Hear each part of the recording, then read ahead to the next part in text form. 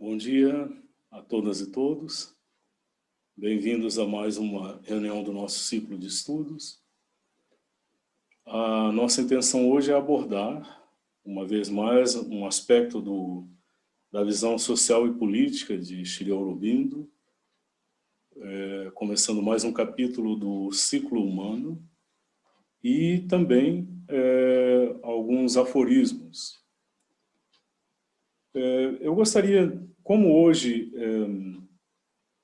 nós vamos, pela temática abordada tanto no ciclo humano quanto nos aforismos, nós vamos nos ver diante da contraposição de ignorância e conhecimento, ignorância e pensamento científico, conhecimento com minúscula, conhecimento com maiúscula, mas, sobretudo, uma visão do papel que a ciência desenvolveu e desenvolve no desenvolvimento da mentalidade, da consciência humana, enfim. Então, nesse sentido, me pareceu oportuno trazer para vocês um aspecto pouquíssimo conhecido da obra de Shri Aurobindo, já que nós temos, eu fiz menção mais de uma vez, Henrique também mencionou isso, a percepção de que Shri Aurobindo ele age como um cientista, digamos assim, da dimensão interior espiritual, com o rigor, o zelo, a postura experimental, que é característica de um cientista que trabalha sobre determinadas hipóteses e possibilidades e testa todas as variantes que esta hipótese inclui.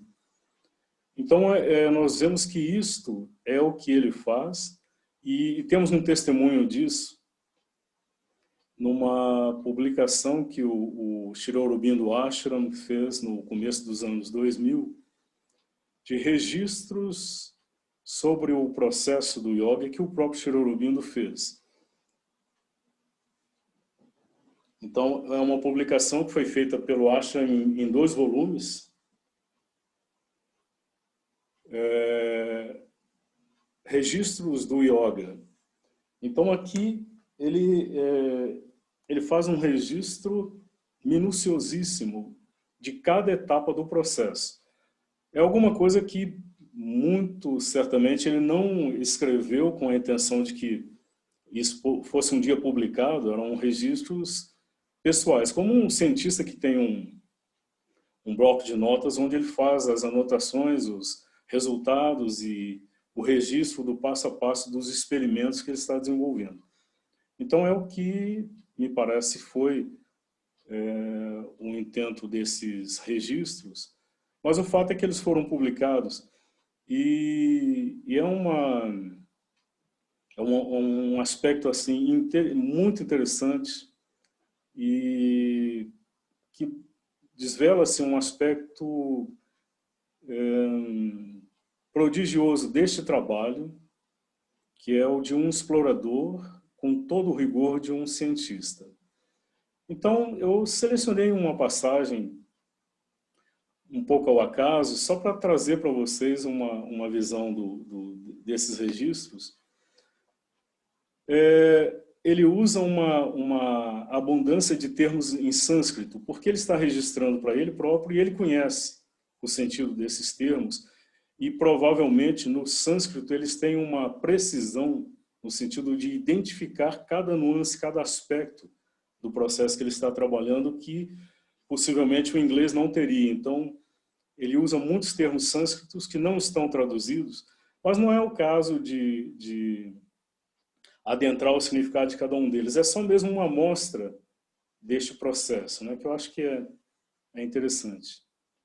Eu vou compartilhar então com vocês a tela.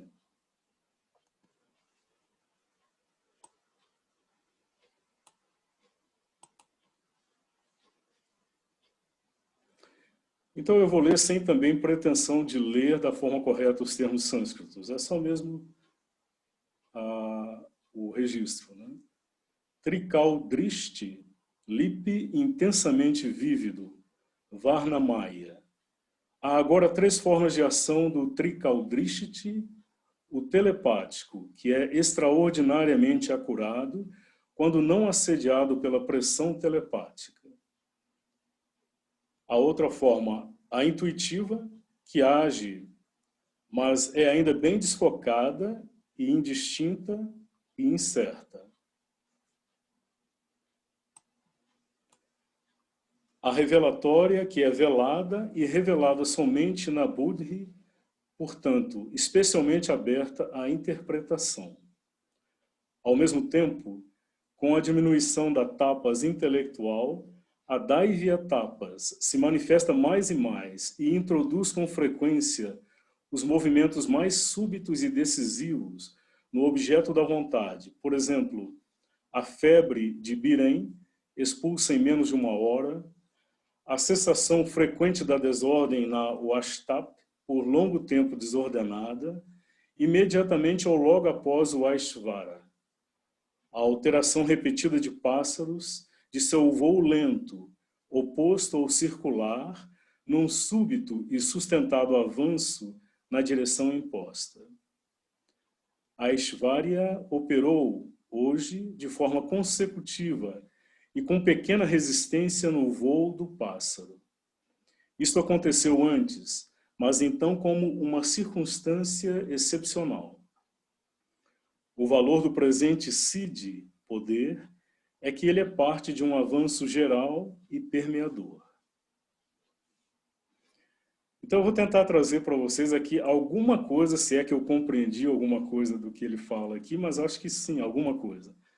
Então, na verdade, nós vemos que ele está experimentando com determinadas capacidades internas, aqui mais particularmente a capacidade da transmissão telepática de pensamento e vontade, testando a capacidade de interferir sobre elementos do exterior, a emissão de uma indução telepática. Então nós vemos, por exemplo, que ele experimentou isso, e ele experimentava isso, nós vemos nesses registros, com pessoas agindo e interagindo sobre uma multiplicidade de estados em pessoas do entorno, mas também com animais, então com pássaros, com esquilos. Os esquilos são muito comuns nos pátios, nas árvores. Então ele descreve experimentos que ele fazia também de indução telepática com pássaros e esquilos. Aqui neste caso com pássaros. Então ele deixa claro que um experimento que ele havia feito é de alterar a rota ou a forma como um pássaro ou pássaros voavam. Então ele fala a alteração repetida, ou seja, um experimento que ele fez mais de uma vez, de alterar a forma de voo do pássaro, do voo lento, oposto ou circular, para um voo súbito, uma mudança súbita de direção e sustentada, numa direção que ele então escolhia. Da mesma forma, ele interferiu, aparentemente, sobre um estado febril de uma pessoa do entorno dele, e conseguiu que esse estado febril, esta febre, fosse expelida, expulsa em menos de 1 hora. E ele faz uma multiplicidade de experimentos. Essa parte final aqui, no entanto, esclarece o sentido e o porquê disso. Quando ele nos fala, o valor do presente Siddhi, poder, é que ele é parte de um avanço geral e permeador. Ou seja, o que se depreende é que o desenvolvimento desses múltiplos poderes interiores não tinha um sentido, uma finalidade em si. Ou seja, ele não estava interessado em adquirir poderes, siddhis, poderes espirituais, pelos poderes em si. Mas o desenvolvimento desses poderes era parte de um experimento maior que era o adestramento, o desenvolvimento, a intensificação de potencialidades do ser, da consciência espiritual interior e na sua interação com a consciência exterior, com o mundo exterior, com a matéria, inclusive, ou seja, formas de ação da consciência sobre a própria matéria, o que vem a ser parte central de todo o desenvolvimento, de tudo aquilo que ele vê como sendo o caminho para a plena assunção do mundo material pela dimensão espiritual. Então, esses experimentos têm essa finalidade. Ele não tinha a intenção de ser um super-yogi com superpoderes. Mas o que também ressalta nessa leitura desses registros é esta capacidade assim prodigiosa de um registro absolutamente preciso nos mínimos detalhes, nas mínimas nuances, que é próprio da atividade de um pesquisador, de um explorador, de um cientista. Então, achei que seria interessante trazer um pouco disso para vocês. Acredito que esse material, esses volumes de Records on Yoga, estejam disponíveis até mesmo para download lá no site do Sri Aurobindo Ashram. Quem tiver, estão em inglês, mas quem tiver a curiosidade, o interesse, pode pesquisar isso.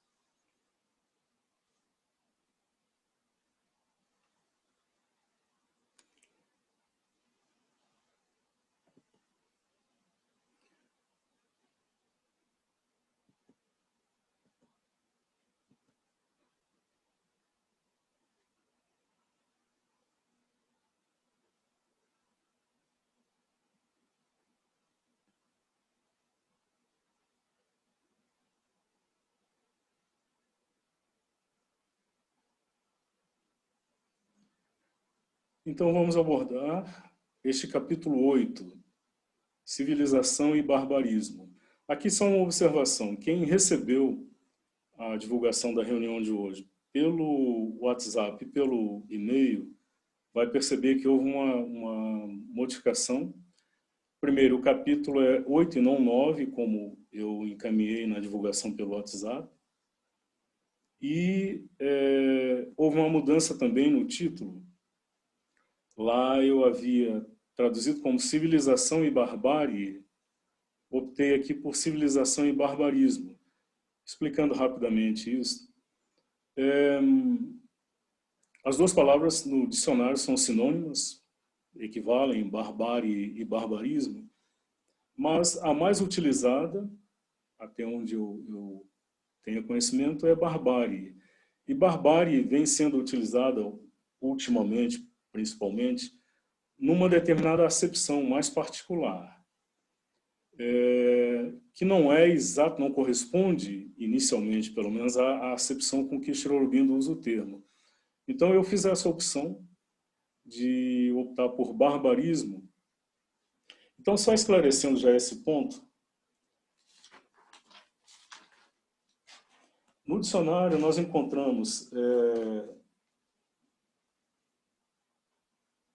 que barbarismo ou barbárie é o estado ou condição da gente bárbara. E o bárbaro, então, barbarismo vem de bárbaro. Bárbaro nós encontramos 3 acepções básicas. A primeira delas, original, entre os gregos e romanos, o que era estrangeiro. Acepção 2, sem civilização, selvagem, grosseiro, rude, inculto. E a terceira, cruel, desumano, sanguinário. Nós vamos ver, o Sri Aurobindo vai especificar o porquê ele usa e como ele usa esse termo, que se aproximam, ele parte desta visão histórica, né, do que eram os bárbaros nos tempos da Grécia e Roma Antiga, então ele utiliza o termo a partir daí. Cabe um pouco da segunda acepção, não ainda, pelo menos inicialmente, da terceira. E como barbárie tem sido utilizado mais no sentido de parte da segunda e da terceira, me pareceu que não seria ainda o mais apropriado. Mas o texto vai esclarecer por si esses pontos. Antes de entrar nesse capítulo, eu acho válido retomar o final do capítulo anterior, que nós abordamos na reunião anterior, o capítulo A Lei Ideal do Desenvolvimento Social, quando ele faz ele desenvolve aquela visão da relação, da interação, da mutualidade da relação entre o indivíduo, a coletividade maior, que é a nação, e a coletividade ainda maior, que é a humanidade. Então, acho que vale a pena revermos isso, até porque ele desenvolve o próximo capítulo a partir desta percepção.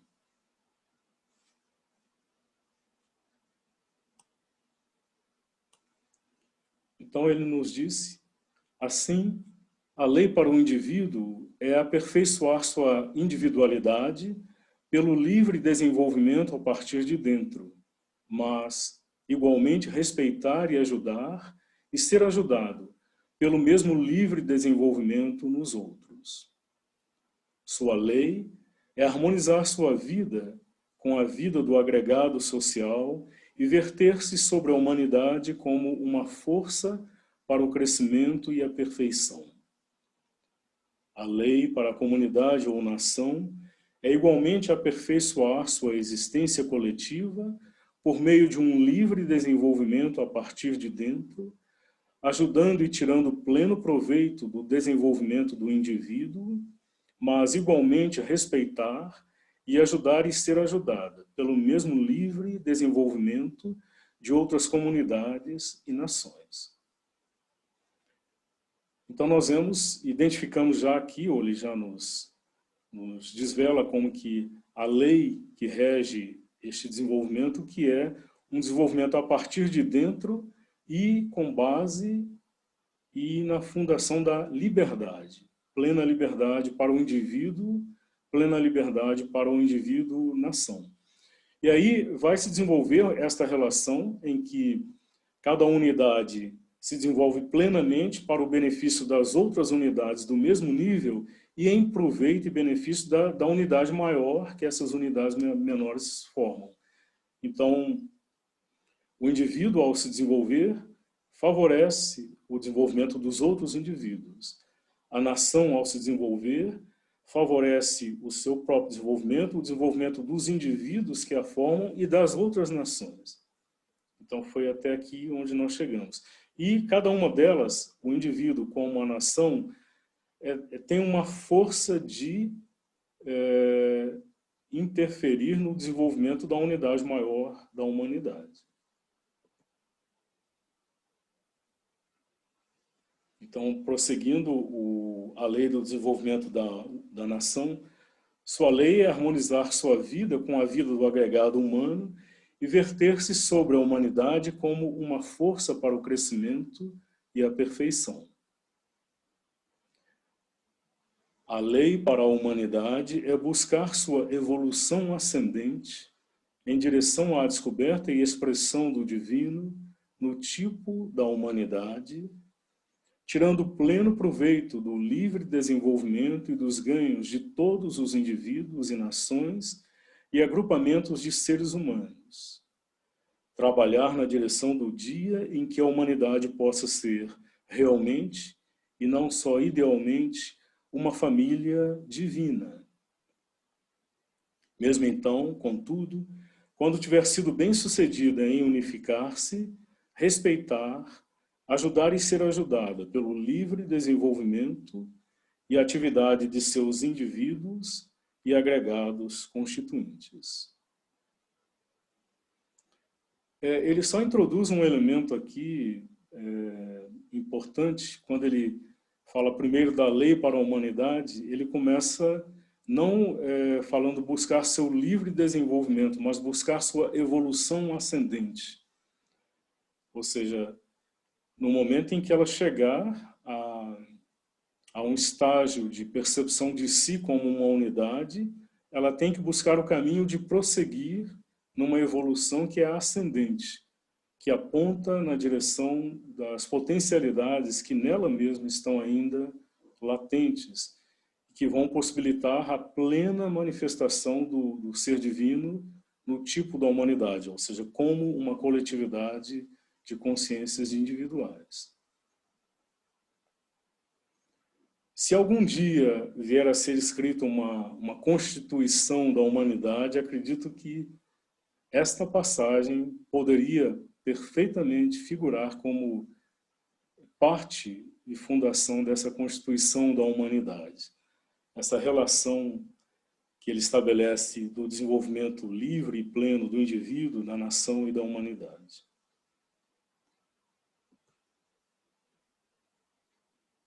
Aqui nós já passamos, podemos. Então, ele começa aqui de onde terminou o capítulo anterior. Então, estamos já no capítulo Civilização e Barbarismo. Uma vez que determinamos que esta regra de perfeita individualidade e perfeita reciprocidade é a lei para o indivíduo, a comunidade e a raça, e que uma união perfeita e mesmo a unidade numa livre diversidade é sua meta, nós temos de tentar ver mais claramente o que queremos dizer quando dizemos que a autorrealização é o sentido, secreto ou aberto, do desenvolvimento individual e social. Então, ficou determinado, né, que esta regra de ouro do desenvolvimento individual da nação e da humanidade prevê o perfeito desenvolvimento de cada unidade numa perfeita reciprocidade ou interação entre os diferentes constituintes destas unidades. E que uma união perfeita e mesmo a unidade, quer dizer, união perfeita e unidade, ele coloca em mesma unidade, unidade é um estágio ainda além. União, a interação consciente, voluntária de diferentes unidades. Unidade é a percepção, a vivência de ser um só, uma só coisa, um só ser. Então é um estágio além da união, a unidade. Mas a unidade numa livre diversidade. Então, essa unidade que realiza plenamente o propósito da manifestação que foi escolhida para ser realizada nas condições de uma multiplicidade infinita, de uma diversidade que se quer, que se aceita e se cumpre. Então, a unidade na livre diversidade. Esta vai ser uma regra central e básica dessa visão. Que ainda não se realizou, por isso é uma meta. Mas se estabelecemos isso como a regra, então temos que tentar ver mais claramente o que queremos dizer quando dizemos que a autorrealização é o sentido secreto ou aberto do desenvolvimento individual e social. Ou seja, o indivíduo e mesmo o grupo, a coletividade, tem que autorrealizar-se. Há uma potencialidade de ser e de consciência que cada indivíduo tem que descobrir e realizar.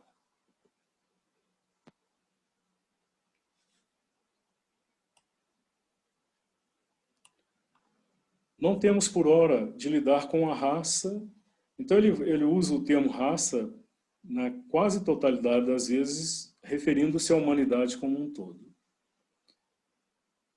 Com a humanidade como uma unidade. A nação é ainda nossa maior unidade, compacta e viva.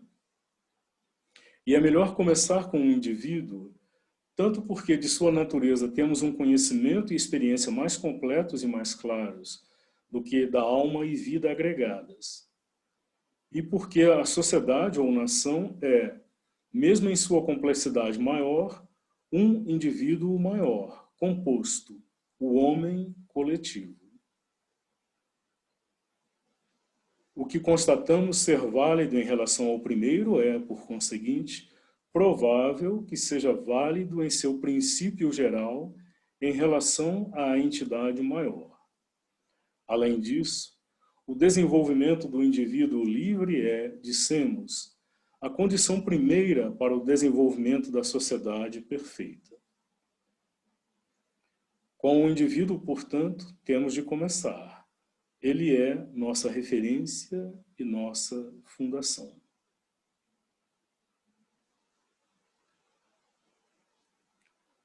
Então ele deixa por hora a consideração da humanidade para um momento posterior e vai se concentrar na unidade individual, a consciência individual, que é o que somos, então, de conhecimento mais próximo, né? Quanto da unidade maior, que é a nação, uma unidade compacta e viva e complexa. Então, o que veremos vai ser como que a antevisão da grande complexidade que será o desenvolvimento ou a formação desta unidade da nação, mas que é a meta, que é o caminho a ser trilhado e é a realização diante de nós, indivíduos.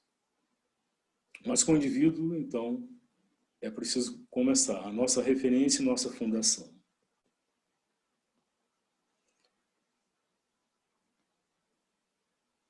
O self do homem é algo escondido e oculto. Ele não é seu corpo, não é sua vida, não é, embora ele seja, na escala da evolução, o ser mental, humano, sua mente. Então não é o corpo, não é a vida, não é a mente, mas é algo que está ainda escondido, oculto. Portanto, nem a plenitude de seu físico, nem de seu vital, nem de sua natureza mental podem ser o termo último ou o padrão verdadeiro de sua autorrealização. Estas coisas são meios de manifestação, indicações subordinadas, fundações de sua autodescoberta, valores, a divisa prática de seu self, o que se queira, mas não a própria coisa que ele secretamente é e está, de forma obscura, tateante, ou aberta e autoconscientemente tentando tornar-se.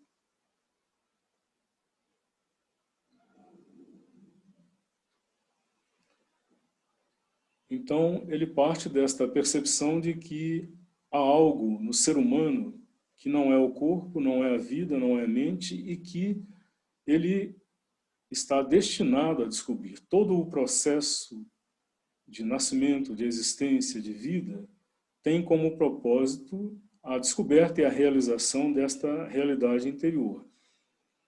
O que não exclui, não despreza a realização intermediária de uma plenitude física, uma plenitude vital e uma plenitude mental.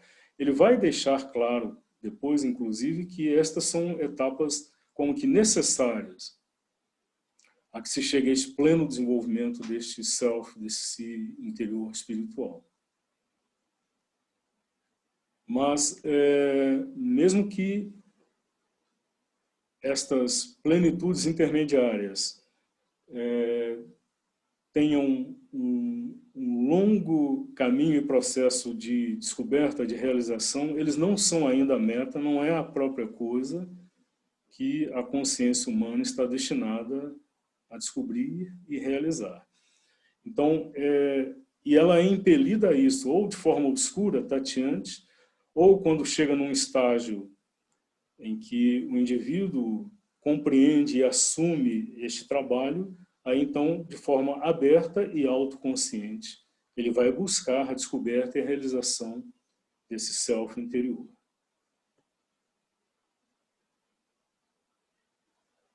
O homem, como raça, não teve posse desta verdade a respeito de si próprio, não a tem agora, exceto na visão e autoexperiência dos poucos, em cujas pegadas a humanidade é incapaz de seguir, embora possa adorá-los como avatares, videntes, santos ou profetas.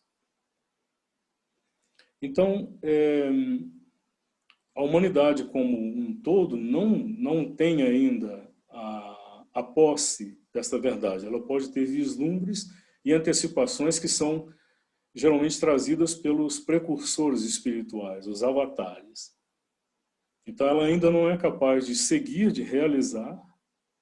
Então basta ver como o caminho trilhado e apontado por avatares que vieram milhares de anos atrás, até hoje, só uns poucos conseguem realmente seguir e realizar. Mas eles servem como referências para esse desenvolvimento. Sri Aurobindo prossegue, pois a sobre-alma, que é a mestra de nossa evolução, tem seus próprios largos passos de tempo, suas próprias grandes eras, extensões de lenta e cursos de rápida expansão, os quais o forte, semidivino indivíduo pode sobrepujar, mas não a raça ainda semi-animal. Então, ele nos fala uma sobre-alma, como se fosse uma alma coletiva, uma alma do todo que rege este processo. E ela o rege nos seus termos, no seu tempo, no seu ritmo, que é flexível, dinâmico, variável. São grandes eras, extensões em que pode haver uma rápida ou uma lenta ou rápida expansão. Aquele quase que sugere a imagem de um rio, né, em que você tem trechos em que a água está aparentemente parada e outros onde você vai ter uma corredeira, um rápido fluxo da corrente. Então, o forte semidivino indivíduo, aquele que chegou a um grau de realização interior, o yogi, ele pode sobrepujar, ou seja, ele pode se libertar da sujeição a estes ritmos próprios, a este tempo próprio da natureza, mas não a raça como um todo, que é ainda semi-animal. O curso da evolução, procedendo do vegetal para o animal, do animal para o homem, começa neste a partir do sub-humano. Ele tem de tomar a si o animal e mesmo o mineral e o vegetal. Tais coisas constituem sua natureza física, dominam sua vitalidade, têm sua pega sobre sua mentalidade. Então, essa forma de consciência que é a humana, ela parte da base natural, material, que a natureza desenvolveu. Então ela vai como que repassar, cada indivíduo repassa, por assim dizer, ou incorpora em si todos os estágios anteriores da evolução, né? Então, em nós o mineral está na nossa constituição física, óssea, particularmente, o vegetal nos muitos processos vegetativos do nosso organismo. Então, essas coisas constituem a natureza física do ser humano e dominam a sua vitalidade. E tem mesmo uma influência, uma pega sobre a mentalidade. A mentalidade nossa é ainda fortemente condicionada por estes componentes materiais, do mineral, do vegetal e do animal. Então ele vai jogar luz sobre determinadas tendências e mesmo dificuldades que cada um de nós encontra em sua natureza, com base nessa percepção de que isto é o resultado, é decorrente desta base material da qual a consciência humana emerge. Então a propensão da consciência humana sua propensão a muitas espécies de inércia, sua prontidão para vegetar, seu apego ao solo e agarrar-se às suas raízes, a ancoragens seguras de todo tipo, e, por outro lado, seus impulsos nômades e predatórios, sua servidão cega ao costume e à regra do rebanho, seus movimentos de turba e abertura às sugestões subconscientes da alma de grupo,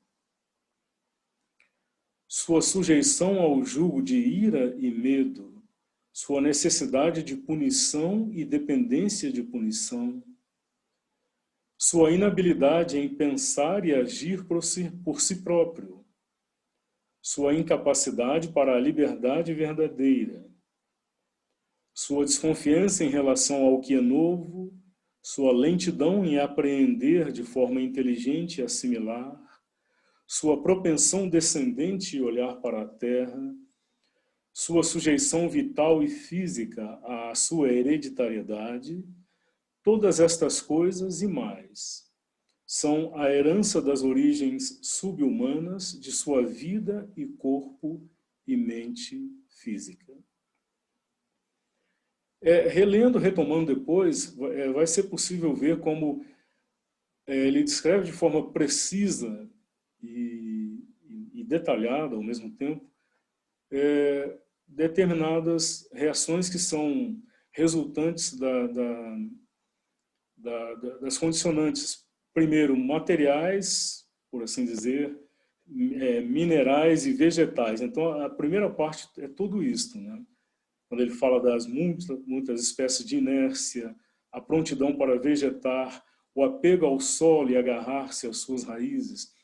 Então, aqui, o humano como que está refletindo um atavismo que vem ainda do vegetal, que precisa deste apego ao solo, à raiz. Isso é condição de vida, de sobrevivência. Nós buscamos ancoragens seguras de todo tipo. Aqui, então, o mineral e o vegetal. Agora vem o animal. Por outro lado, seus impulsos nômades e predatórios. Então, os bandos de animais que são nômades e que caçam em bando. Sua servidão cega ao costume e à regra do rebanho. Então, o animal é condição de vida, sobrevivência dele. A servidão cega à regra do rebanho. Se ele não faz, ele vai ser excluído, expulso do rebanho. Seus movimentos de turba e abertura às sugestões subconscientes da alma de grupo. Então, aqui é interessante irmos vendo isso, como isto é próprio do animal, e vermos como isso se reflete em grande parte ainda nos nossos comportamentos individuais e nas nossas relações coletivas. Sua sujeição ao jugo de ira e medo, sua necessidade de punição e dependência de punição, sua inabilidade em pensar e agir por si próprio, sua incapacidade para a liberdade verdadeira, sua desconfiança em relação ao que é novo, sua lentidão em apreender de forma inteligente e assimilar, sua propensão descendente e olhar para a terra, sua sujeição vital e física à sua hereditariedade, todas estas coisas e mais são a herança das origens subhumanas de sua vida e corpo e mente física. Então aqui é o olhar sereno daquele que observa com os olhos do biólogo e ao mesmo tempo do sociólogo o desenvolvimento da espécie humana a partir de tudo aquilo que a antecedeu na evolução. Então são constatações que, ao mesmo tempo que descrevem esta grande carga de inércia, de resistência que cada um de nós tem que enfrentar no seu processo de desenvolvimento individual, ao mesmo tempo é encorajador na medida em que, a partir dessa visão, cada um de nós, ao encontrar em si uma ou muitas ou todas essas dificuldades, pode olhar para isso de uma forma mais impessoal, objetiva, não vendo isso como sendo uma dificuldade sua, pessoal, subjetiva, mas como decorrente da herança coletiva. Então, isso nos permite trabalhar todas essas dificuldades de uma forma muito mais desprendida, serena, objetiva.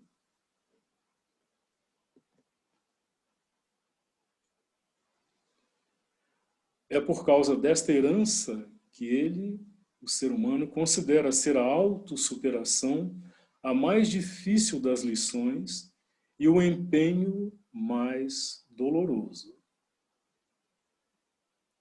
Contudo, é pela superação do self mais baixo que a natureza realiza os grandes passos de seu processo evolucionário. Aprender por meio do que ele foi, mas também saber e crescer para aquilo que ele pode ser. Esta é a tarefa que é colocada para o ser mental. Então, toda aquela herança que ele nos descreveu antes, coloca diante de nós uma dificuldade que parece insuperável. É como se, às vezes parece tão difícil essa autossuperação, ou seja, a superação dos próprios limites, que é como se, uma imagem que ocorre, estivéssemos escalando uma montanha, tendo que nos erguer ao mesmo tempo, tendo que erguer o nosso próprio peso. Nós tivéssemos que subir ao mesmo tempo nos impulsionar para cima. Então parece um esforço quase impossível. Então por isso ele reconhece, essa é a mais difícil das lições e o empenho mais doloroso. Mas a observação da natureza, nos seus desenvolvimentos anteriores, mostra que este tem sido o caminho e o processo, o meio através do qual a natureza realiza o seu processo evolucionário. Superações de estágios anteriores que a gente imagina, só consegue imaginar o quão difícil devem ter sido. Então, se imaginamos, por exemplo, os seres animais que fizeram a passagem do meio aquático, onde tudo parece indicar a vida começou, os seres que fizeram a passagem do meio aquático para o meio terrestre, seco, só podemos imaginar a dificuldade que deve ter sido a adaptação dos organismos a esta nova forma de respirar, por exemplo. Mas a natureza cumpriu isso. Então, ele nos diz que temos que aprender por meio daquilo que fomos, que o ser ou a consciência foi, nos estágios anteriores da evolução, mas também saber e crescer para aquilo que ele pode ser. Então, perceber o que foi é simultaneamente perceber que não se chegou ao estágio final, que há estágios de desenvolvimento, de evolução ainda a serem realizados. Esta é a tarefa que a natureza coloca para o ser mental. O ser mental, um biólogo inglês já escreveu, o ser mental, ou a consciência humana, é a evolução quando toma consciência de si próprio.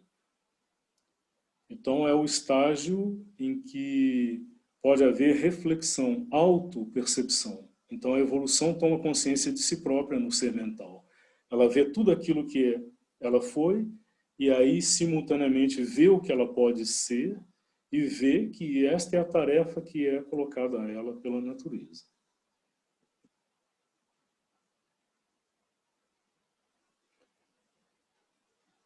O tempo está passando, em definitivo, esperamos, para este ciclo da civilização em que a inteira identificação do self com o corpo e a vida física era possível para a consciência geral da raça. Esta é a característica primária do barbarismo completo. Então, a partir daqui, vamos ter mais clara a percepção do que Shri Aurobindo identifica como barbarismo. Então, num primeiro estágio, essa total, inteira identificação do self, da autoconsciência com o corpo e a vida física. Ele prossegue: tomar o corpo e a vida física como sendo a única coisa importante, julgar a humanidade por força, desenvolvimento e destreza físicas, estar à mercê dos instintos que emergem do inconsciente físico, desprezar o conhecimento como uma fraqueza e uma inferioridade, ou considerá-lo como uma peculiaridade e não como parte necessária da concepção de humanidade, esta é a mentalidade do bárbaro. Então, nesta sentença, primeiro, ele desenvolve mais aquela percepção inicial, né, aquela característica primária, mas ele já desvela aspectos do que seria essa mentalidade bárbara, que nos trazem já para o dia de hoje, quando há manifestações dessa consciência. Então, acho que vale a pena retomarmos essa sentença. Tomar o corpo e a vida física como sendo a única coisa importante. Julgar a humanidade pelos padrões de força, desenvolvimento e destreza físicas. Estar à mercê dos instintos que emergem do inconsciente físico. Desprezar o conhecimento como uma fraqueza e uma inferioridade, ou considerá-lo como uma peculiaridade e não como parte necessária da concepção de humanidade, esta é a mentalidade do bárbaro. A única referência é ao corpo, a vida física, a força física. Então, força, desenvolvimento e destreza física são os padrões, os parâmetros supremos para essa mentalidade. E a total sujeição aos instintos que emergem do inconsciente físico. E, a partir daí, considerar o conhecimento como uma fraqueza e uma inferioridade, ou considerá-lo como uma peculiaridade, como se esse desenvolvimento mais complexo, mais sutil da consciência humana fosse um desenvolvimento estranho, aberrante, de uma flor exótica que não tem em si nenhum valor central, é uma peculiaridade, uma particularidade, uma estranheza, e não como parte necessária da concepção de humanidade. Esta é a mentalidade do bárbaro. Então, por isso, ele pode se voltar contra a expressão da consciência que se expressa como conhecimento ou busca de conhecimento como uma fraqueza e uma inferioridade. Então, isso foi visto em muitas formas, muitos regimes em que essa mentalidade bárbara predominou, considerar o conhecimento como fraqueza e inferioridade, algo a ser eliminado. Esta mentalidade tende a reaparecer no ser humano no período atávico da infância, quando deve-se notar o desenvolvimento do corpo é da maior importância. Mas para o homem adulto na humanidade civilizada, isso está cessando de ser possível. Então aqui ele nos mostra ao mesmo tempo que, como ele já havia assinalado antes, que nós temos heranças atávicas dos estágios de desenvolvimento da natureza que antecederam o estágio humano. E que o ser humano, o indivíduo humano, como que refaz, a partir da concepção até o nascimento, o crescimento, ele refaz, por assim dizer, de forma acelerada, abreviada, os estágios evolucionários que o antecederam. Então, nós sabemos que o embrião humano, em determinados estágios do desenvolvimento, ele tem características que praticamente idênticas ao de embriões animais. Então, num determinado estágio, vai ser difícil distinguir um embrião humano do embrião de um porco ou de um cavalo, por exemplo. E aí ele nos diz que quando no estágio da infância, é um estágio em que a tendência é que essa mentalidade reapareça. Mas ele diz, nesse estágio, o desenvolvimento do corpo é da maior importância.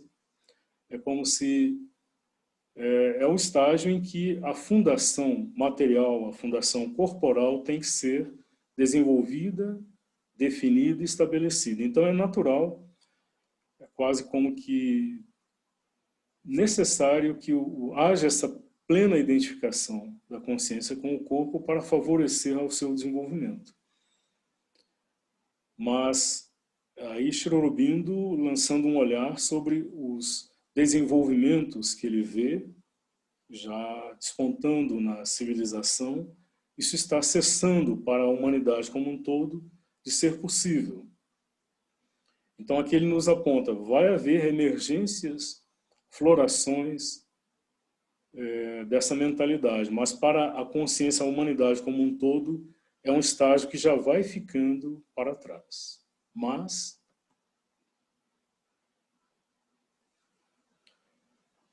ele prossegue, pois em primeiro lugar, pela pressão da vida moderna, até a atitude vital da raça está mudando. O homem está deixando de ser tanto um ser físico e tornando-se muito mais um animal vital e econômico. Não que ele exclua ou esteja destinado a excluir o corpo e seu desenvolvimento ou correta manutenção, e o respeito pelo ser animal e suas excelências de sua ideia de vida. A excelência do corpo, sua saúde, sua robustez, seu vigor e desenvolvimento harmonioso são necessários para uma perfeita humanidade e no presente ocupam a atenção de um modo melhor e mais inteligente do que antes. Mas o primeiro lugar em importância não pode mais ser atribuído ao corpo, muito menos a inteira predominância que lhe é outorgada pela mentalidade do bárbaro. Então ele identifica uma mudança em que o estágio de identificação vai migrando do físico para o vital e econômico. Isso ele vai desenvolver mais à frente nesse capítulo. Mas ele reconhece, não, que isso não significa que o ser humano, ao ultrapassar esses estágios, que ele deva excluí-los. Ao contrário, o reconhecimento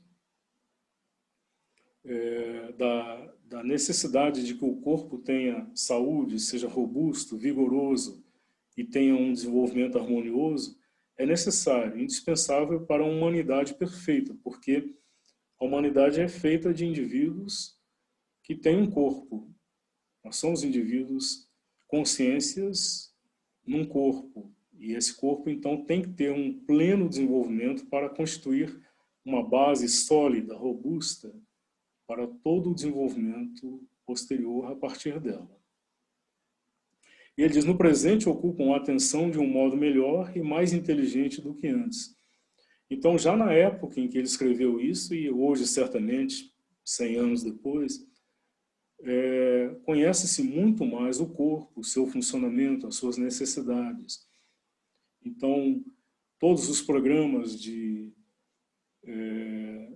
cuidado com o corpo, né, da melhor nutrição para o corpo, da melhor forma, ou de formas possíveis de desenvolvimento das suas qualidades de força, flexibilidade e renovação através de programas de cultura física. Então, tudo isso se desenvolveu de forma muito mais eficiente e inteligente. Então é um pouco o reconhecimento de uma lei também da evolução, em que cada estágio se volta para o estágio anterior no sentido também de favorecer e aperfeiçoar o seu desenvolvimento. Mas o primeiro lugar já não pode ser atribuído ao corpo, muito menos com a inteira predominância outorgada a ele pela mentalidade do bárbaro.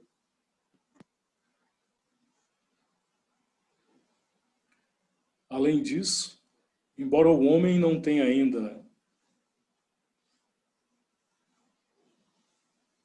realmente ouvido e compreendido a mensagem dos sábios, conhece a ti mesmo.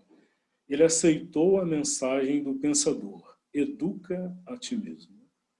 E mais, ele compreendeu que a possessão da educação impõe a ele o dever de transmitir a outros seu conhecimento. Então, aqui ele vai nos trazer algumas percepções assim fundamentais que pedem toda a nossa atenção. Então, ele parte da constatação de que a consciência humana como um todo ainda não assimilou aquela mensagem do conhece a ti mesmo, ou seja, a mensagem do autoconhecimento. Apenas uns poucos ainda assimilaram isto. No entanto, de uma forma bem mais difundida, foi assimilada a mensagem do pensador que é educa a ti mesmo. Então poderemos também mencionar aqui aquela outra máxima, o mente sã num corpo são, também é parte dessa percepção.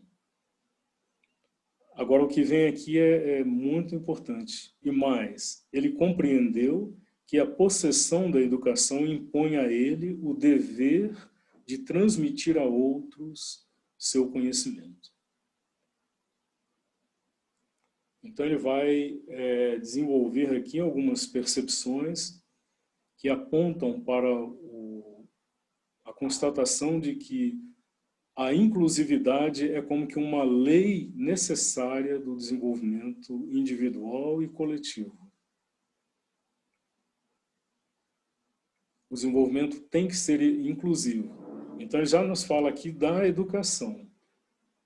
Então, a consciência humana que chega no estágio de perceber a importância da educação, percebe simultaneamente, inevitavelmente, que ela tem que transmitir a outros seu conhecimento. É quase que um movimento inato da consciência sadia, pelo menos. A ideia da necessidade de educação geral significa o reconhecimento pela raça de que a mente e não a vida e o corpo são o homem. E que sem o desenvolvimento da mente, ele não possui sua verdadeira humanidade. Então aqui é aquela percepção que já ouvimos desenvolver em A Síntese do Yoga, de que o que caracteriza o ser humano, a consciência humana, é o ser mental. É o estágio mental da consciência. Sem esse desenvolvimento, a humanidade verdadeira não chega a se desenvolver. A ideia da educação é ainda primariamente a da inteligência e capacidade mental e conhecimento do mundo e das coisas. Mas, secundariamente também, a do treinamento moral e, embora de forma ainda muito imperfeita, do desenvolvimento das faculdades estéticas.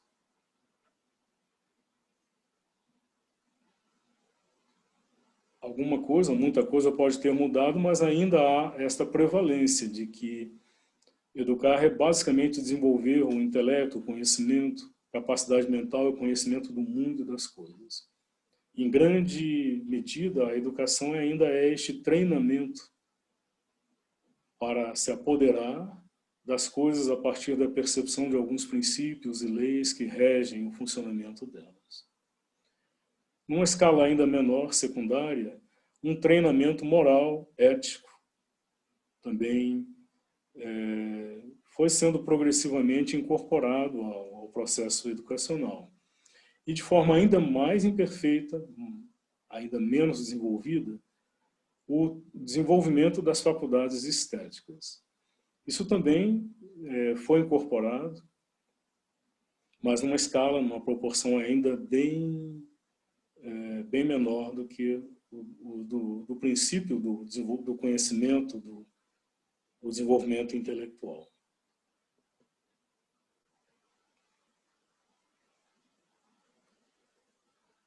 O ser pensante, inteligente, moralizado, controlando seus instintos e emoções por meio de sua vontade e de sua razão, familiarizado com tudo o que ele deveria saber do mundo e de seu passado, capaz de organizar de forma inteligente, por meio desse conhecimento, sua vida social e econômica, ordenando corretamente seus hábitos corporais e seu ser físico. Esta é a concepção que agora governa a humanidade civilizada. Ou seja, o ser que alcançou um estágio de pensamento inteligente, racional, um estágio de desenvolvimento moral e ético, e que se volta sobre uns estágios inferiores, instintivos, para educá-los, conduzi-los, controlá-los. Então, ele deve ter um conhecimento suficiente também do mundo ao redor e do passado, da cultura, da civilização humana, que permita a ele uma organização mínima, inteligente, racional da sua vida social e econômica. E essa ordenação, este controle dos hábitos corporais e do ser físico. Então, é a concepção do que seria uma humanidade civilizada. Um ser mental que compreende e coordena e controla o ser emocional, o ser vital, o ser físico.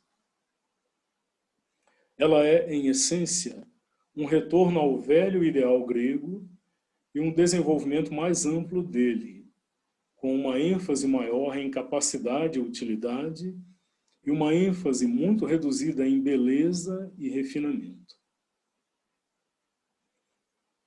Então, esta concepção do ser inteligente moderno, ela retoma algo do ideal grego, embora lá na Grécia Antiga havia uma ênfase muito maior no aspecto do desenvolvimento estético, no refinamento estético, enfim, a dimensão da arte e da beleza tendo um papel muito mais preponderante. Ele prossegue: podemos supor, contudo, que esta é somente uma fase passageira. Os elementos perdidos devem recuperar sua importância tão logo o período comercial do progresso moderno tenha sido ultrapassado, e com tal recuperação, ainda não à vista, mas inevitável, teremos todos os elementos apropriados para o desenvolvimento do homem como um ser mental. Então, ele não precisa, ele reconhece que aquele estágio ainda desequilibrado, em que não há um equilíbrio perfeito entre os aspectos intelectuais, éticos, estéticos, é uma fase passageira e que esse equilíbrio pode retornar desde tão logo o período comercial do progresso humano tenha sido ultrapassado. Só que olhando para o nosso mundo hoje, aparentemente esse período ainda não foi ultrapassado. Ao contrário, ele parece estar num momento de auge, em que o material predomina aparentemente, ou tem um papel assim desproporcional, desequilibrado. Mas ele vê como, embora ainda não à vista, então ele não estabelece quando Ele não se preocupa em antecipar quando isso acontecerá, mas que isso acontecerá porque é inevitável. É como que o desdobramento desta lei de progresso que o ser descubra e desenvolva todos os seus elementos de forma proporcional, harmoniosa e equilibrada. Aí, então, o desenvolvimento do ser humano como um ser mental será plenamente possível.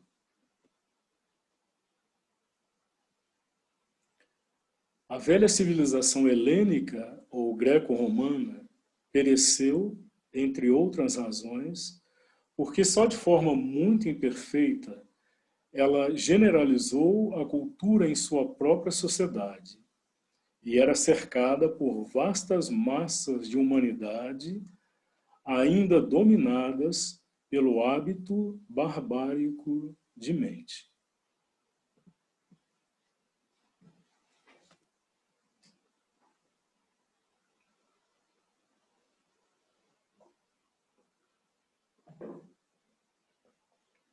Eu proponho a vocês o seguinte exercício. Eu vou reler essa sentença e ir até o final do parágrafo e pedindo a vocês que façam o exercício de criar ou de evocar no seu quadro mental o atual estágio do desenvolvimento social da humanidade, da nossa atual sociedade com seus equilíbrios e desequilíbrios. Então vamos fazer esse pequeno exercício.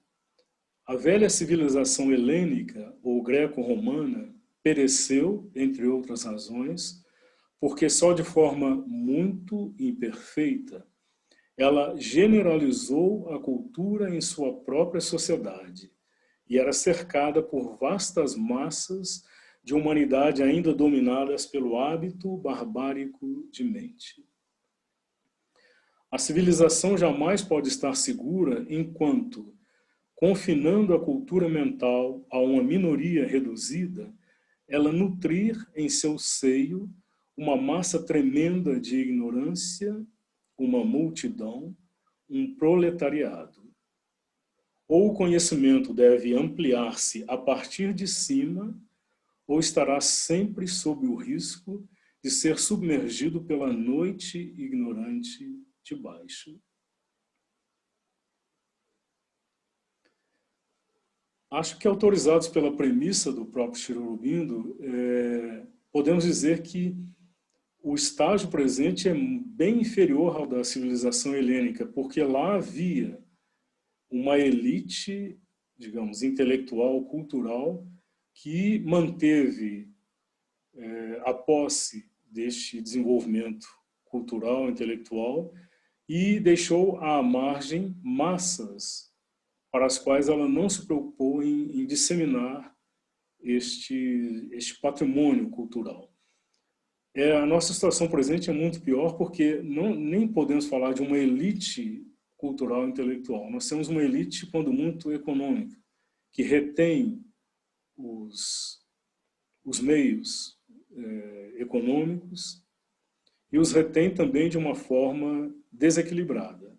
Então, ainda nem é a questão da disseminação do conhecimento da cultura, mas seria uma distribuição mais harmoniosa dos próprios meios materiais, sem os quais, se a retenção por uma minoria de conhecimento pode gerar esta ruína ou a submersão de uma cultura inteira, muito provavelmente também essa retenção da propriedade dos bens materiais e culturais por uma minoria pode levar também a esse resultado.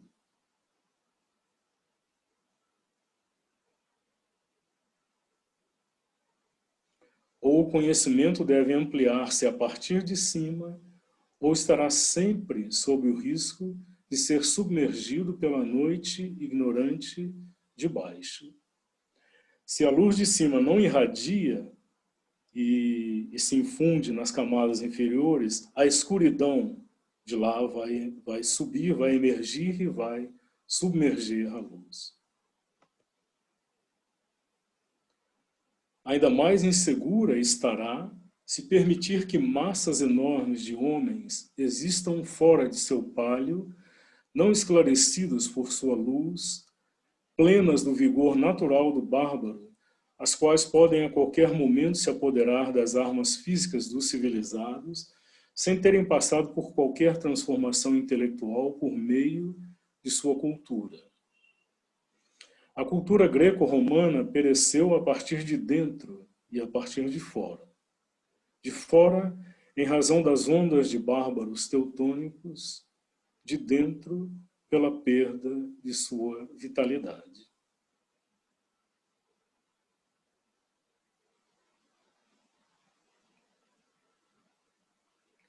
Então, o patrimônio do conhecimento tem que ser inclusivo para cumprir uma lei de desenvolvimento orgânica, natural. E assim com todos os bens e meios.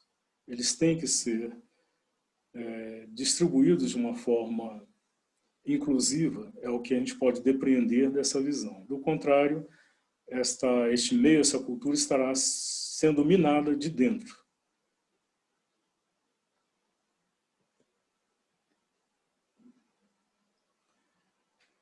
Ainda falando da cultura greco-romana, ela proporcionou ao proletariado alguma medida de conforto e diversão, mas não o elevou para a luz.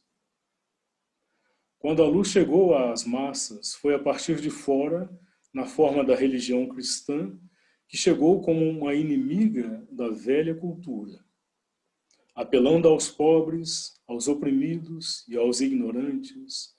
Ela buscou capturar a alma e o ser ético, mas cuidou muito pouco ou nada da mente pensante, satisfeita se esta permanecesse na escuridão, se o coração pudesse ser levado a sentir a verdade religiosa. Então, essa primeira frase tem também uma percepção capital. Aquela cultura proporcionou ao proletariado alguma medida de conforto e diversão, mas não o elevou para a luz. Eles partilharam alguma medida de conforto, possivelmente de bens, de conforto material e vital, alguma diversão, mas não o elevou para a luz, ou seja, não se preocupou em desenvolvê-lo como consciência. Transpondo em termos modernos, é como se o cuidado fosse de desenvolver consumidores e não cidadãos conscientes. Quando a luz chegou às massas, foi a partir de fora, na forma da religião cristã, que chegou como uma inimiga da velha cultura.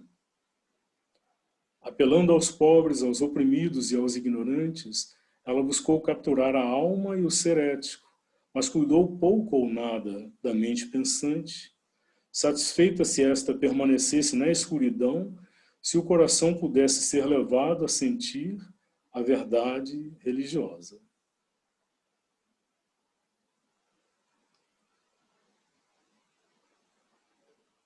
Então, o apelo daquela religião foi ao coração, à alma, ao ser ético, mas pouco ou nada da mente.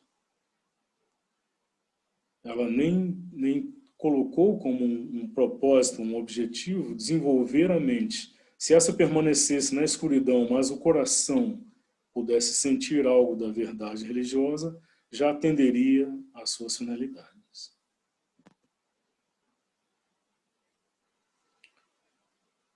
Quando os bárbaros capturaram o mundo ocidental, aqui eu acho que o correto seria ele, da mesma forma, ou ela, a religião, ele está ainda falando da religião cristã. Ela, da mesma forma, contentou-se em cristianizá-los, mas não fez parte de sua função intelectualizá-los. Desconfiando mesmo do livre jogo da inteligência, o eclesiasticismo e monasticismo cristão tornou-se anti-intelectual e foi deixado aos árabes reintroduzirem os começos do conhecimento filosófico e científico numa cristandade semi-bárbara, e ao espírito semi-pagão da Renascença, e a um longo conflito entre religião e ciência, a tarefa de completar o retorno de uma cultura intelectual livre na mente reemergente da Europa.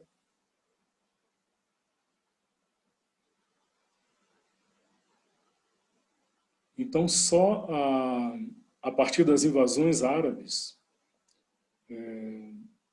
da Idade Média, que trouxeram para a Europa, particularmente a Europa mediterrânea, o seu conhecimento filosófico, material, matemático, científico. Então, começou a haver um desenvolvimento do conhecimento filosófico e científico, e isso foi, depois, a isso se somou o aflorar daquele impulso do espírito da Renascença, que tinha como referência absoluta a antiguidade clássica, por isso o semi-pagão, e a partir daí um longo conflito entre religião e ciência. Então nós só basta lembrarmos o preço que os pioneiros científicos da época, Kepler, Copérnico, Galileu, tiveram que pagar, não, em relação a, na medida em que o desenvolvimento científico que eles aportavam contradizia os dogmas religiosos. Então, isso fala do que foi esse longo conflito entre religião e ciência.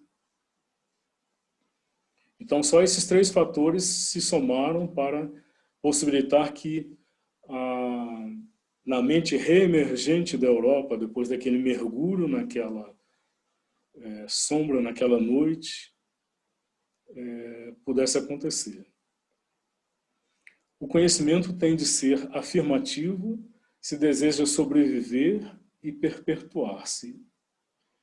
Deixar uma ignorância extensiva ou abaixo ou em torno de si é expor a humanidade ao perigo perpétuo de uma recidiva barbárica.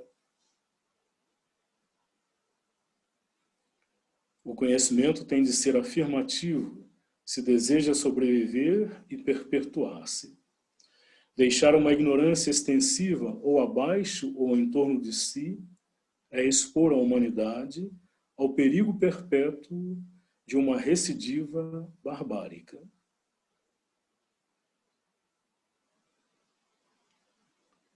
Então, a disseminação do conhecimento é não só uma decorrente de uma lei biológica do processo evolucionário, mas é a condição para que esse processo se desenvolva de uma forma segura. Se houver desequilíbrios nessa distribuição, aí existe risco de retrocesso.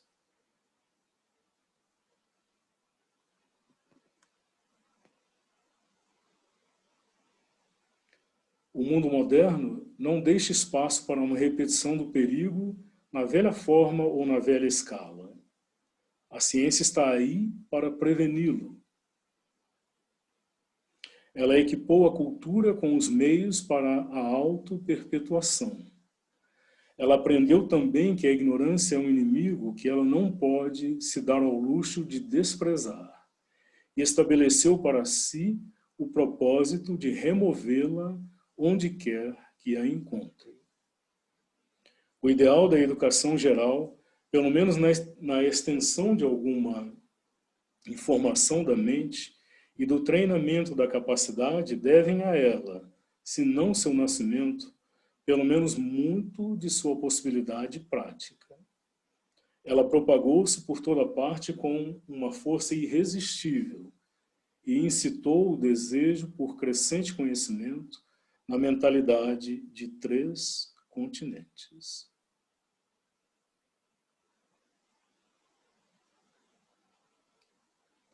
Então a ciência, este conhecimento, a busca do conhecimento da realidade, dos fatos, a partir da experiência, da comprovação pelos fatos, ela emerge como uma forma como a cultura do mundo moderno pode se auto-perpetuar e se desdobrar, porque ela traz consigo este ideal de uma educação geral, que se dissemine por toda a humanidade.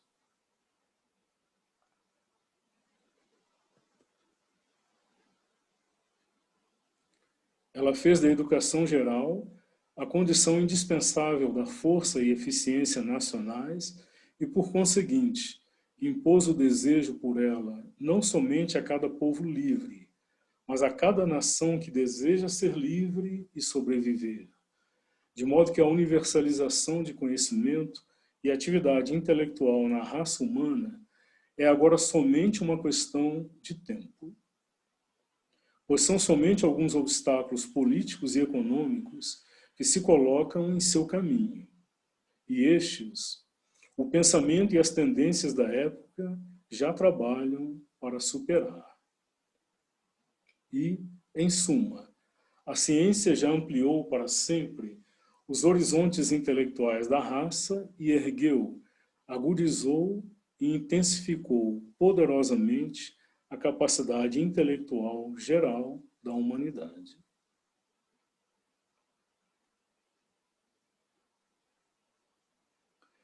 Então, o que ele nos afirma, o que ele percebe e vê, é que a humanidade já alcançou um estágio em que, mesmo que haja retrocessos, um determinado patamar em que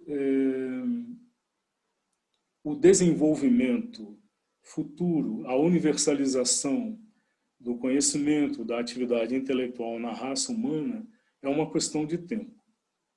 Então, mesmo que haja obstáculos e mesmo aparentes retrocessos, este é como que um estágio, uma aquisição ao patrimônio da evolução que não é mais reversível.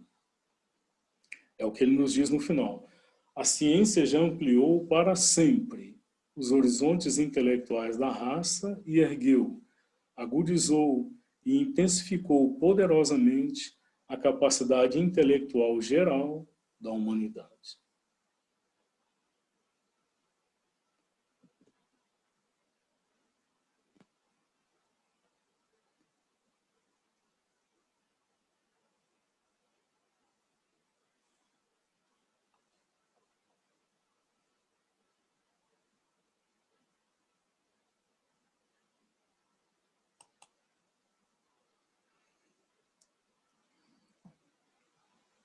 Eu queria fazer um breve contraponto a tanta informação, né? Afinal, é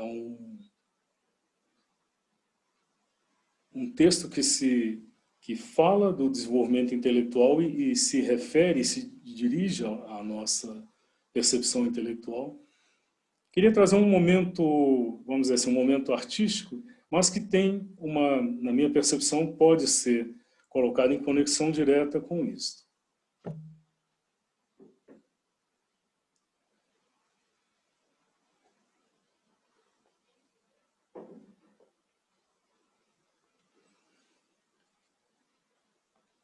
Eu quero trazer para vocês um exercício de ouvir. Vamos ouvir uma canção.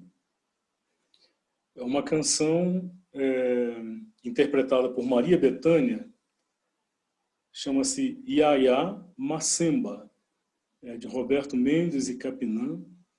É uma belíssima canção que retrata a experiência do degredo daqueles que vieram trazidos da África nos navios negreiros. Então, o poeta se coloca na vivência de um destes prisioneiros e com imagens poéticas pungentes ele fala da vivência dessa travessia, deste degredo. Mas eu gostaria, em conexão com o nosso tema, de ampliar essa metáfora para a percepção que o o texto que nós ouvimos nos traz, e possivelmente também está presente no que nós vamos ouvir de pensamentos e aforismos, que é a percepção desta viagem, dessa travessia da consciência humana, da escuridão do inconsciente, nos porões do subconsciente, do semiconsciente, para a luz do conhecimento. Porque no final da canção nós temos um momento assim belíssimo, inesperado de certa maneira, que eu não vou antecipar, mas quem conhece a música já sabe os últimos versos que são cantados aí. Então, proponho a audição, os versos vão estar sendo passados aqui, a identificação com a vivência do protagonista da história, mas também esta ampliação para este contexto, da viagem do inconsciente para o consciente, do subconsciente para a luz do conhecimento.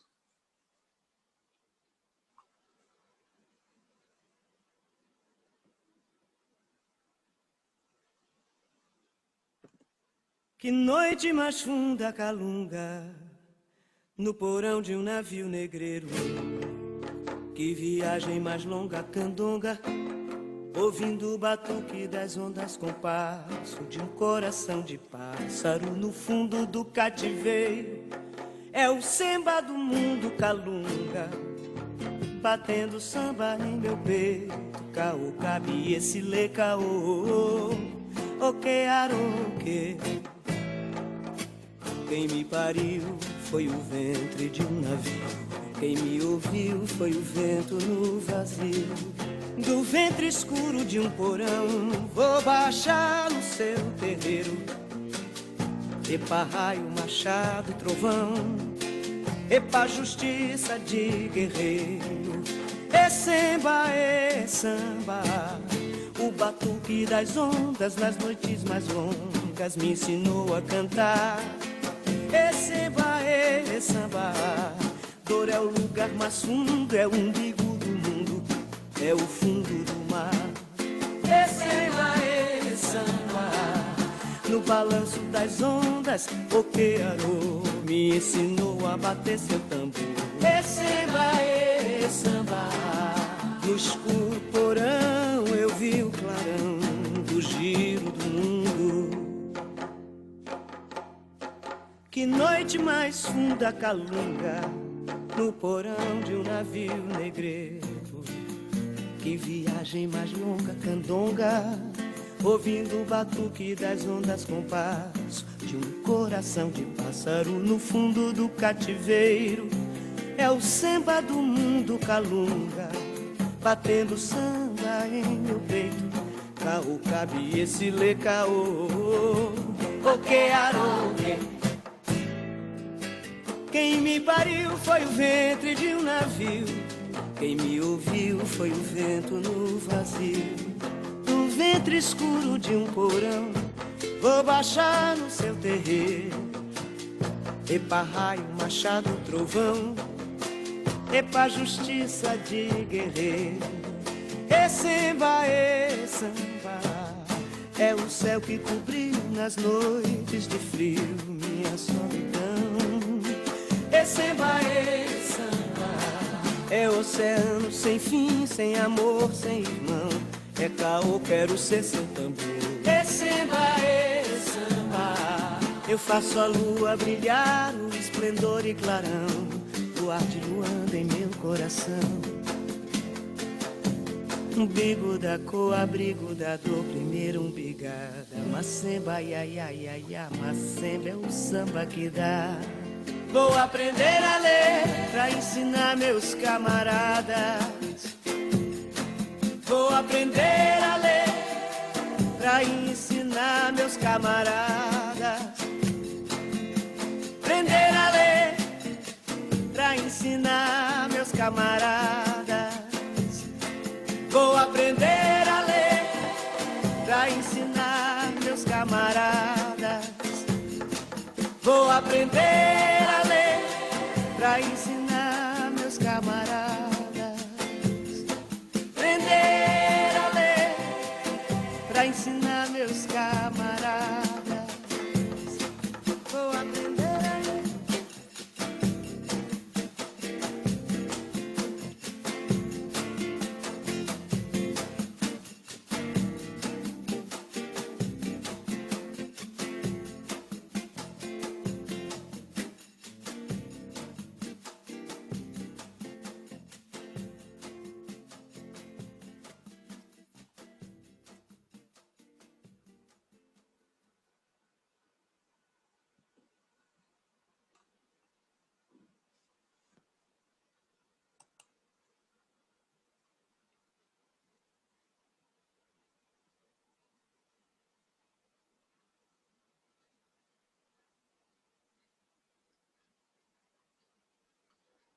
Então, se encomendássemos a um poeta que descrevesse com uma metáfora da escolha dele essa trajetória humana, né, da ignorância para o conhecimento, e a constatação de que a única forma de liberdade é o conhecimento, é o compartilhar do conhecimento, tudo o que Chirorubino nos trouxe, esta canção acho que poderia ser perfeita para isso.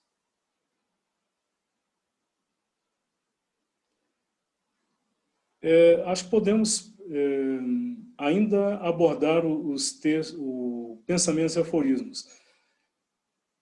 Talvez não com o aprofundamento que esses trechos merecem, mas pelo menos uma primeira visão deles. Aí, num segundo momento, acho que vale a pena retomá-los e aprofundá-los.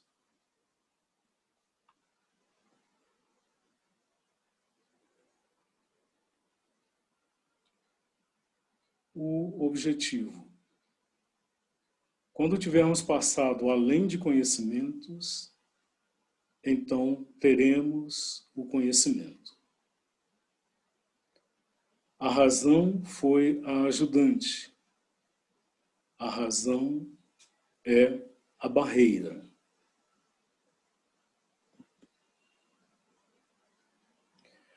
Quando tivermos passado além de vontades, então teremos o poder. O esforço foi o ajudante, o esforço é a barreira.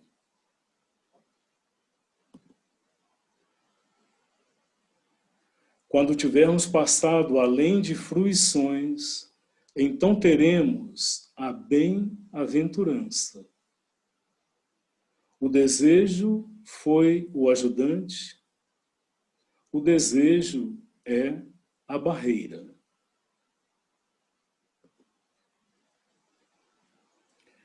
Quando tivermos passado além de individualizações, então seremos pessoas reais. O ego foi o ajudante. O ego é a barreira.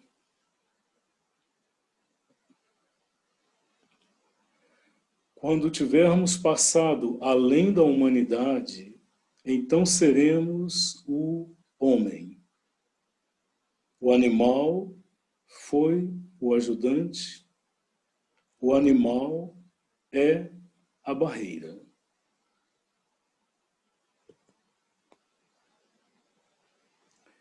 Transforma a razão em intuição ordenada. Teu ser inteiro seja luz. Este é teu objetivo. Transforma o esforço num permanente e soberano transbordamento de tua força de alma. Teu ser inteiro seja força consciente. Este é teu objetivo. Transforma fruição num permanente e espontâneo êxtase. Teu ser inteiro seja bem-aventurança. Este é teu objetivo. Transforma o indivíduo dividido na personalidade de mundo.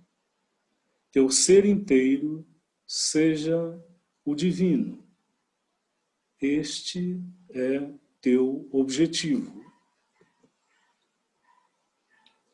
Transforma o animal no pastor dos rebanhos. Teu ser inteiro seja Krishna. Este é teu objetivo.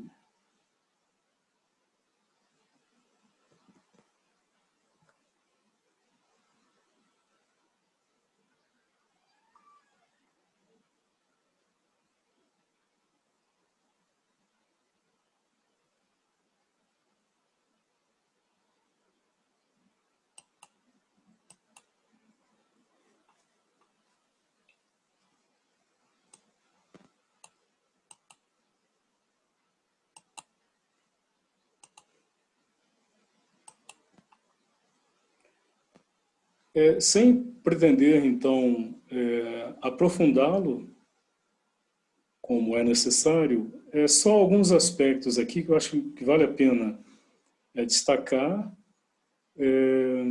para que depois, numa leitura, cada um possa ter uma referência de como abordar esse texto. Ele é parte de uma das sessões dos pensamentos e aforismos, a única parte, talvez, que foi revisada por Sri Aurobindo, já nos últimos anos de vida.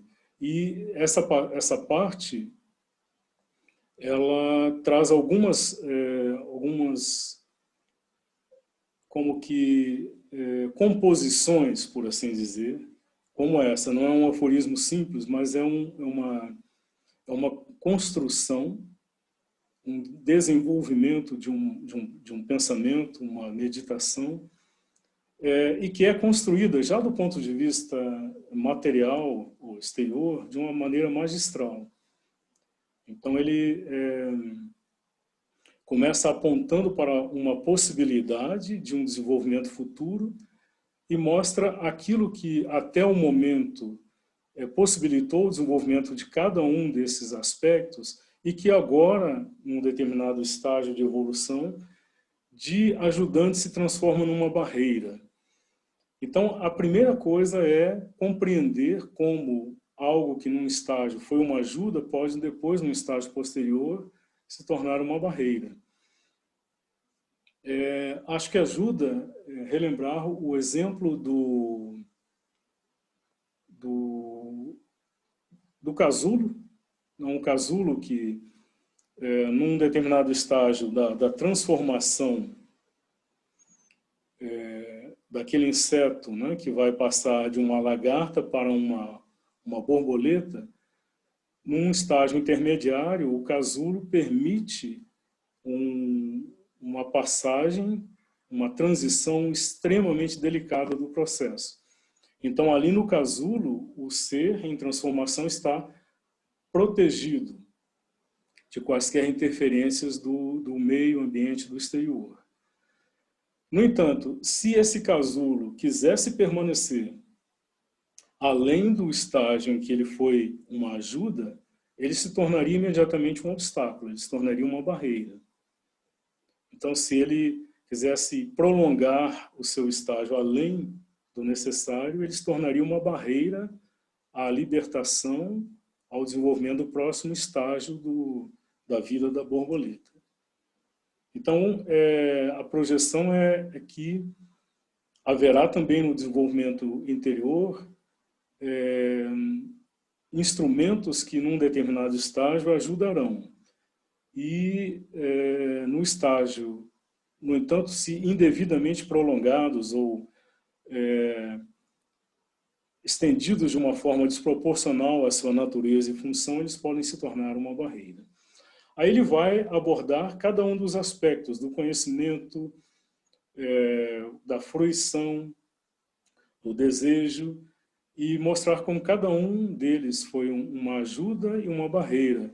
E depois ele vai, como que na segunda parte do texto, na parte das transformações, vai dar as indicações de como cada uma delas pode ser realizada.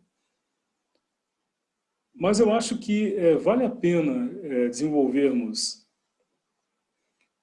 uma consideração sobre cada uma delas, como cada uma delas foi um ajudante e como cada uma delas se torna uma barreira.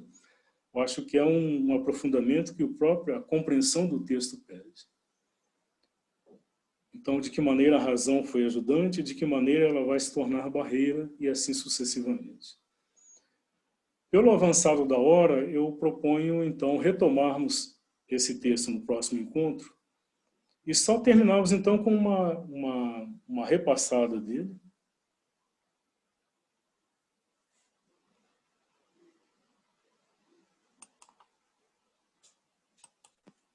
Para que ele se fixe mais nas nossas consciências, para depois retomarmos.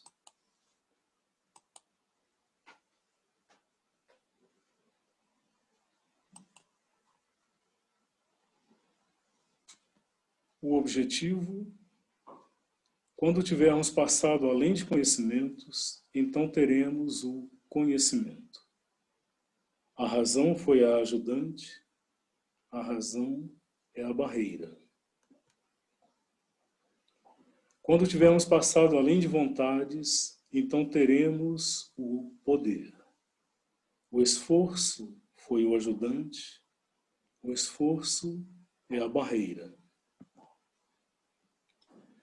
Quando tivermos passado além de fruições, então teremos a bem-aventurança. O desejo foi o ajudante, o desejo é a barreira. Quando tivermos passado além de individualizações, então seremos pessoas reais. O ego foi o ajudante, o ego é a barreira. Quando tivermos passado além da humanidade, então seremos o homem. O animal foi o ajudante, o animal é a barreira. Transforma a razão em intuição ordenada. Teu ser inteiro seja luz. Este é teu objetivo. Transforma o esforço num permanente e soberano transbordamento de tua força de alma. Teu ser inteiro seja força consciente. Este é teu objetivo. Transforma a fruição num permanente e espontâneo êxtase. Teu ser inteiro seja bem-aventurança. Este é teu objetivo. Transforma o indivíduo dividido na personalidade de mundo. Teu ser inteiro seja o divino. Este é teu objetivo. Transforma o animal no pastor dos rebanhos. Teu ser inteiro seja Krishna. Este é teu objetivo.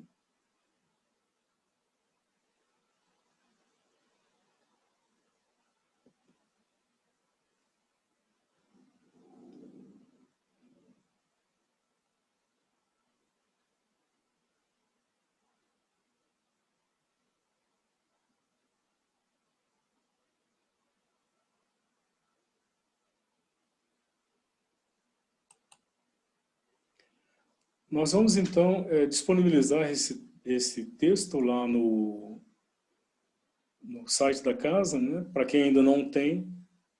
E fica, então, a sugestão de um exercício, né, de reflexão, de meditação sobre os sentidos, os múltiplos aspectos que estão abordados aí. como cada um desses aspectos é uma ajuda e ao mesmo tempo pode se tornar, ou eventualmente se torna num dado estágio do processo, uma barreira. E aí, então, quando retomarmos, eu acho que a retomada vai ser, acredito, mais proveitosa para todos.